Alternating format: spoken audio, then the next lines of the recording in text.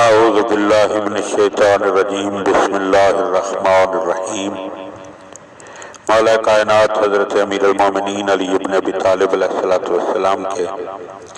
مجموعہ کلام نہج البلاغہ کے پہلے باب کا خطبہ نمبر 183 اور اس کا پہلا حصہ۔ مولا فرماتے ہیں کہ ساری حمد و ستائش اس اللہ کے لیے ہے جسے حواس پا نہیں سکتے، نہ جگہیں اسے گھیر سکتی ہیں، نہ پردے اسے چھپا سکتے ہیں۔ وہ مخلوقات کے نیست کے بعد ہست ہونے سے، اپنے ہمیشہ سے ہونے کا اور ان کے باہم مشابہ ہونے سے اپنے بے مثل و بے نظیر ہونے کا پتہ دیتا ہے۔ وہ اپنے وعدہ میں سچا اور بندوں پر ظلم کرنے سے بالاتر ہے۔ وہ مخلوق کے بارے میں عدل سے چلتا ہے اور اپنے حکم میں انصاف برتتا ہے۔ وہ چیزوں کے وجود پذیر ہونے سے، اپنی قدامت پر، ان کے عجز و کمزوری کے نشانوں سے، اپنی قدرت پر اور ان کے فنا ہو جانے کی اضطراری کیفیتوں سے، اپنی ہمیشگی پر عقل سے گواہی حاصل کرتا ہے۔ وہ گنتی اور شمار میں آئے بغیر ایک یگانہ ہے، اور وہ کسی معینہ مدت کے بغیر ہمیشہ سے ہے اور ہمیشہ رہے گا، اور ستونوں کے سہارے کے بغیر قائم و برقرار ہے۔ حواس و مشاعر کے بغیر ذہن اسے قبول کرتے ہیں، اور اس تک پہنچے بغیر نظر آنے والی چیزیں اس کی ہستی کی گواہی دیتی ہیں۔ عقلیں اس کی حقیقت کا احاطہ نہیں کر سکتی، بلکہ وہ عقلوں کے وسیلے سے عقلوں کے لیے آشکار ہوا ہے، اور عقلوں ہی کے ذریعے سے عقل و فہم میں آنے سے انکاری ہے، اور ان کے معاملہ میں خود انہی کو حکم ٹھہرایا ہے، اور اس معنی سے بڑا نہیں کہ اس کے حدود و اطراف پھیلے ہوئے ہیں کہ جو اسے مجسم صورت میں بڑا کر کے دکھاتے ہیں، اور نہ اس اعتبار سے عظیم ہے کہ وہ جسامت میں انتہائی حدوں تک پھیلا ہوا ہے، بلکہ وہ شان و منزلت کے اعتبار سے بڑا ہے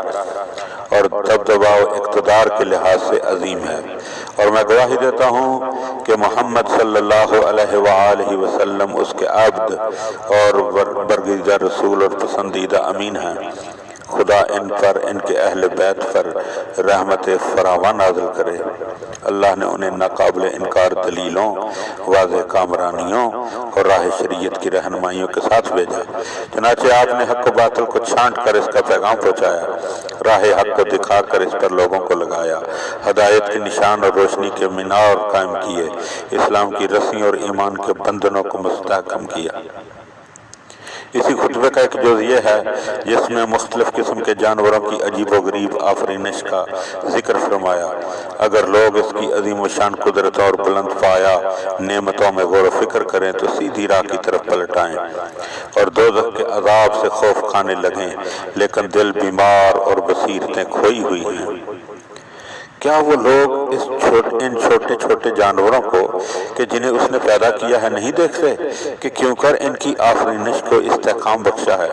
اور ان کے جوڑ بند کو باہم استواری کے ساتھ ملایا ہے، اور ان کے لیے کان اور آنکھ کے سوراخ کھولے ہیں، ہڈی اور کھال کو پوری مناسبت سے درست کیا ہے۔ ذرا اس چونٹی کی طرف اس کی جسامت کے اختصار اور شکل و صورت کی باریکی کے عالم میں نظر کرو، اتنی چھوٹی کہ گوشہ چشم سے بمشکل دیکھی جا سکے اور نہ فکروں میں سماتی ہے۔ دیکھو تو کیوں کر زمین پر رینگتی پھرتی ہے اور اپنے رزق کی طرف لپکتی ہے، اور دانے کو اپنے بل کی طرف لیے جاتی ہے، اور اسے اپنے قیام گاہ میں مہیا رکھتی ہے، اور گرمیوں میں جاڑے کے موسم کے لیے اور قوت و توانائی کے زمانے میں عجز و درماندگی کے دنوں کے لیے ذخیرہ اکٹھا کر لیتی ہے۔ اس کی روزی کا ذمہ لیا جا چکا ہے، اور اس کے مناسب حال رزق اسے پہنچتا رہتا ہے۔ خدا کریم اس سے تغافل نہیں برتتا، اور صاحب عطا و جزا اسے محروم نہیں رکھتا، اگرچہ وہ خشک پتھر اور جمے ہوئے سنگ خارا کے اندر کیوں نہ ہو۔ اگر تم اس کی غذا کی نالیوں اور اس کے بلند و پست حصوں اور اس کے خول میں پیٹ کی طرف جھکے ہوئے پسلیوں کے کناروں اور اس کے سر میں چھوٹی چھوٹی آنکھوں اور کانوں کی ساخت میں غور و فکر کرو